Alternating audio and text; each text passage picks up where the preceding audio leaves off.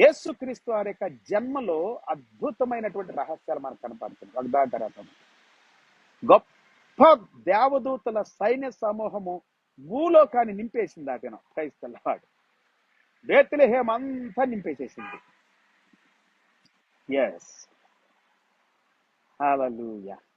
ఎంత సందడి, ఎంత గొప్ప సమాధానం అక్కడ, ఎంత గొప్ప సంతోషం అక్కడ, ఎంత గొప్ప ఆశ్చర్యము. మనుషులు ఎంతగా దేవుని మహిమపరిచారు, ఎంత గొప్ప మహిమ దేవునికి. పిల్లారా, యేసుక్రీస్తు ఈ భూమి మీద పుట్టటమే గొప్ప దీవెన, ఆశీర్వాదం.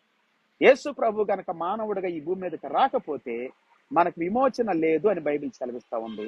బైబిల్ నమ్మేవారందరూ దాన్ని నమ్ముతున్నారు. బైబిల్ నమ్మని వారిని నేను చెప్పట్లేదు. ఒకవేళ మీకు నమ్మాలనిపిస్తే ఇప్పుడు చెప్పబడిన ఈ వాక్యాన్ని బట్టి యేసుక్రీస్తు వారు భూమి మీదకి మానవుడిగా వచ్చాడని